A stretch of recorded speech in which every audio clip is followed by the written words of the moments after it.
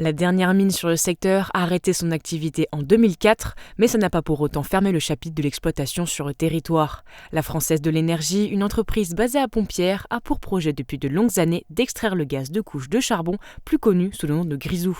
Cela doit alimenter les foyers aux alentours avec un gaz made in Moselle. Aujourd'hui, dans les galeries minières qui ont été creusées du temps de l'exploitation des HBL, on ne peut plus intervenir dessus puisqu'il y a eu un ennoyage. L'eau est remontée et tout est noyé en fait en sous-sol. C'est pour ça que nous nous intéressons aux veines de charbon qui sont intactes, n'ont pas été touchées et finalement qui se trouvent en périphérie du bassin minier qu'on a pu connaître du temps de l'exploitation des houillères. Des tests ont été réalisés et semblent concluants. 190 milliards de mètres cubes pourraient être extraits au maximum en Moselle-Est selon une estimation. Un projet de longue date rattrapé par l'actualité avec la guerre en Ukraine.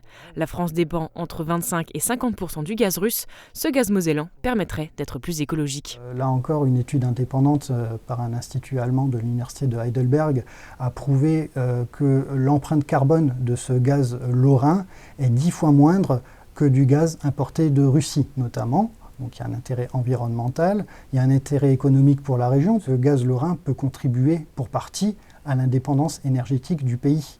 Pour l'extraire, la technique de forage serait utilisée, jusqu'à 1000 mètres sous terre pour atteindre les veines de charbon.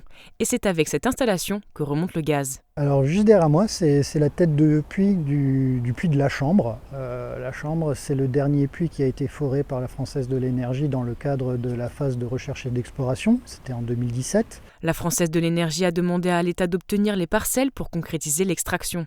Pas de réponse pour le moment, mais si le feu vert est donné, la production pourrait démarrer dès 2023. 40 plateformes sont prévues sur le périmètre délimité pour extraire le gaz. Mais ce projet n'est pas vu d'un bon œil par les écologistes et certains élus.